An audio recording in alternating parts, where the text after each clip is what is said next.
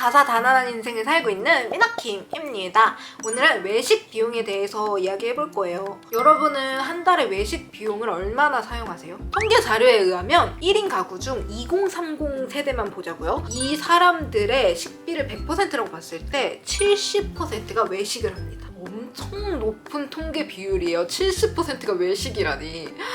한국 역사상 이런 적은 없었어요. 한국의 밥상 역사를 보면은 항상 집밥이 굉장히 높았거든요.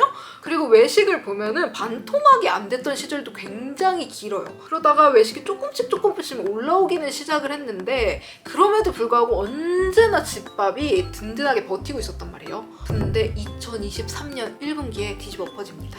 짜잔!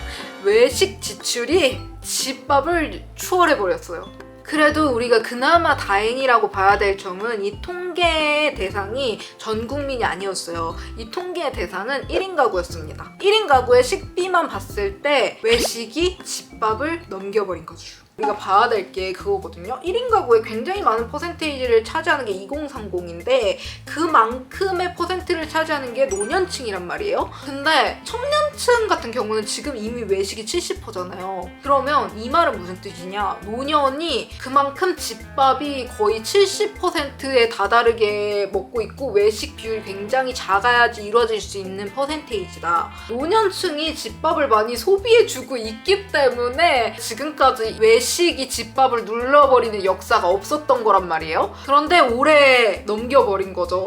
아무래도 노년층도 외식 비율이 높아져서 그럴지도 모르고 정확한 이유는 저도 이제 알지 못하지만 이 청년층과 노년층의 식비 소비 패턴이 굉장히 다르거든요. 외식하고 집밥 비율만 다른 게 아니고 이 청년층은 대부분 집밥을 구매를 하더라도 간편식품이나 아니면 가공식품을 구매를 해요. 근데 노년층은 대부분의 신선식품을 구매를 하거든요. 난 여기서 되게 재밌었던 게 뭐냐면 고춧가루를 구매하는 비율이 굉장히 높아요. 근데 그 말은 무슨 뜻이냐? 신선식품과 고춧가루, 김치다. 김치를 만들기 위해서 이런 재료들을 구매하는 비율이 굉장히 높다는 거죠. 근데 그러면은 나이가 많으신 분들이나 우리 윗세대 분들은 그런 생각을 할 거야. 왜 청년층은 외식을 이렇게 많이 할까? 청년층이 구르주아처럼 삶을 살아서 외식을 하는데 돈 쓰는 게 아깝지 않은가 생각도 할 수 있어.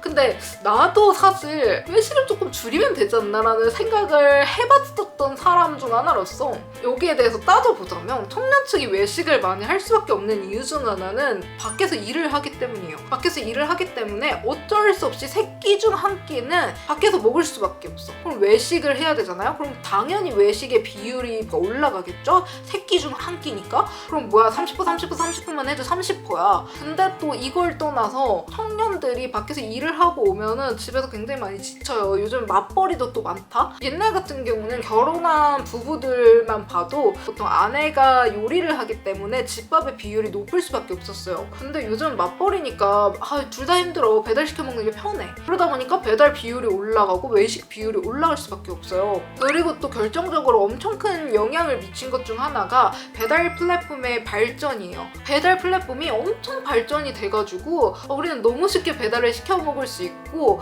배달이 안 되는 음식이 없어. 내가 못하는 음식은 엄청 많은데 배달이 안 되는 음식은 없단 말이야. 그러다 보니까 자연스럽게 발전된 사회에서 살아가면서 이 서비스를 이용하는 삶을 살게 된 거죠. 그래서 외식 비율이 높아질 수밖에 없었다. 근데 그러면 과연 청년층은 집밥이 외식보다 더 저렴한 걸 모르냐? 아니다. 난 진짜 웃긴 게 이거를 설문조사를 했더라고.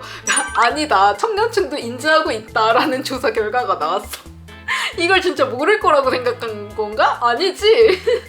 어쨌든 청년층도 당연히 집밥이 저렴한 걸 알고 있어요. 하지만 여러 가지 편의성을 고려했을 때 배달 시켜 먹는 게 더 나은 거지. 근데 그것뿐만 아니라 가격적으로 진짜로 비교를 해봤을 때도 배달이 조금 더 효율적일 수 있다라는 생각을 할 수밖에 없어. 왜 그러냐면 따져보자. 우리가 카레를 시켜 먹었다고 쳐요. 대충 한 8,000원 정도 한다고 해요. 카레를 집에서 하려면 장을 보러 가야 되고 또 집에서 요리를 해야 돼. 여기에 사용되는 노동력이 있어요. 거죠. 그리고 이 노동력을 계산하지 않더라도 마트에 가서 당근 사야 되지, 양파, 감자 뭐 이런 재료들을 사잖아요. 그러면은 이것들을 사는데 보통 발생하는 비용이 한 번 카레를 시켜 먹는 비용보다 훨씬 많아요. 한 15,000원에서 2만원 정도가 된다고 봅시다. 2만원 들여가지고 이렇게 재료를 사오면은 한 끼 식사량이 나오는 게 아니잖아. 이렇게 집에서 만들면은 몇 끼의 식사량이 나오거든요. 이거를 집에서 계속 먹으면 좋은데 이미 소비 패턴이 외식인 사람들은 이걸 다시 챙겨 먹는 것도 귀찮아. 이미 내가 만들어 놨고 냉동고에 넣어놨는데도 이걸 다시 이렇게 챙겨 먹는 게 귀찮단 말이야. 그러다 보니까 잘 안 먹게 되고, 그럼 남은 건 버리게 되고, 뿐만 아니고 내가 이렇게 재료를 많이 샀지만 1인분 어치만 했다고 쳐. 그럼 나머지는 그냥 생 당근, 생 양파 이런 것들 있잖아? 이런 거를 또 요리를 안 해 먹으면 다 버리게 돼요. 그러니까 낭비인 거야. 그렇다 보니까 어느 정도 배달이 효율적이라고 느끼는 거야. 배달과 집밥을 유지하는 비율을 조정을 했을 때 이 전체적인 식비가 크게 차이가 안 나요. 봐봐.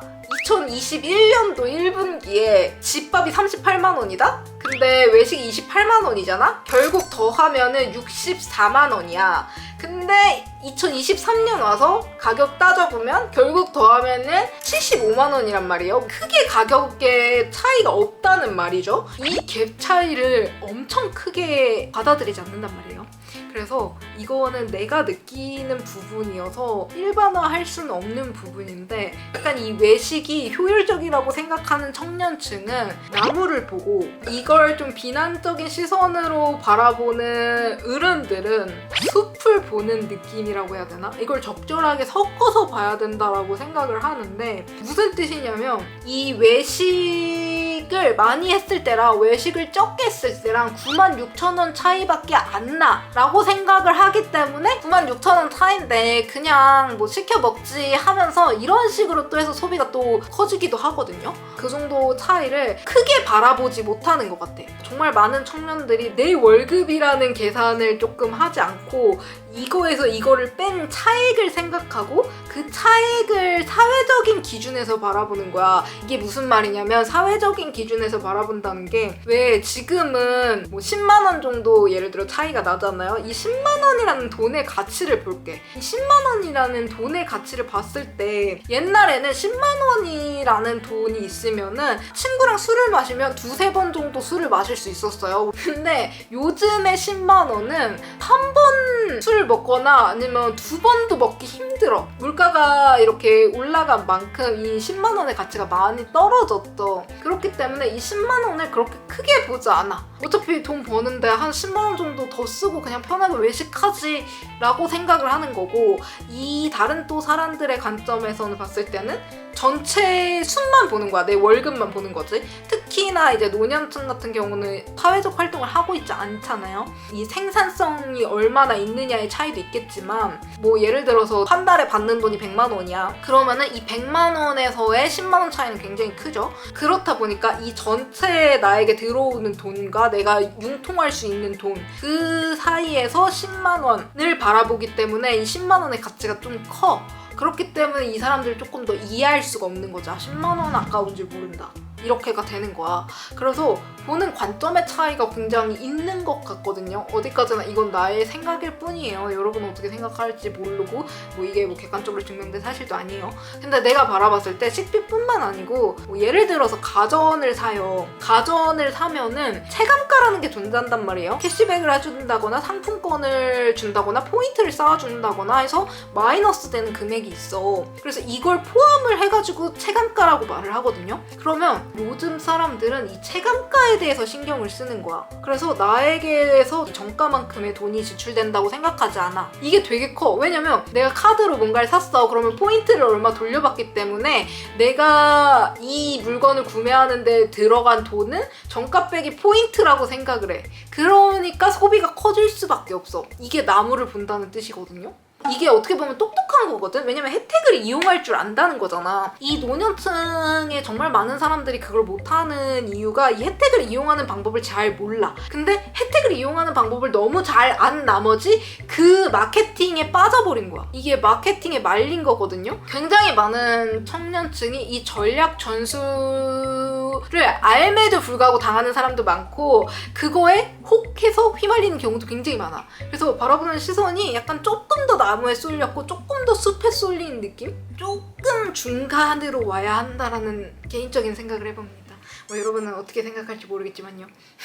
그래서 오늘은 청년층이 왜 계속 외식에 지출하는 비율이 올라가는지에 대해서 이야기를 해보고 싶었고, 이걸 바라보는 청년들의 시선이라든지 여러분이 사용하는 외식 비용이라든지 그런 부분들이 이제 궁금해서 이야기를 조금 공유를 해보고 싶었어요. 근데 내가 이런 거를 요즘 들어서 계속 올리는 이유가 뭐냐면, 사실 내가 이런 생각을 되게 많이 하는 사람이야. 사회에 관심이 되게 많고 사회적인 그런 사건이나 사회 이슈 이런 거에 되게 관심이 되게 많은 사람이어서 이런 생각을 되게 많이 하거든요. 근데 이런 생각을 대부분 떠오르면 친구들한테 전화해서 막 그래, 야 청년의 외식이 뭐 70%라는데 넌 여기에 대해서 어떻게 생각하니? 이러면서 막 여기에 대해서 티키타카를 되게 많이 나눠. 그러다가 이런 나의 생각에 대한 거를 친구랑 뭐 이야기하는 선을 넘어서서 한번 여러분이랑 공유를 해보면 어떨까? 왜냐면 나는 여러분들이 굉장히 대중적이라고 생각을 하거든요. 그래서 대중은 좀 어떻게 생각을 하는가, 대중의 의견이 궁금해서 이런 걸 컨텐츠화해서 영상으로 올려서 좀 의견을 공유하게 된 거거든요. 근데 이게 내가 나의 주장을 엄청 강요하는 건 아니란 말이에요. 다만 내가 지금 이 이야기를 하는 사람이고 내가 화자고 내가 나 혼자 오디오를 다 채워야 되고, 그럼 나는 나의 주장을 말을 할 수밖에 없고 나의 생각을 말을 할 수밖에 없는 그런 콘텐츠인 것 같아. 근데 여기에 댓글이 막 그런 게 굉장히 많이 달려.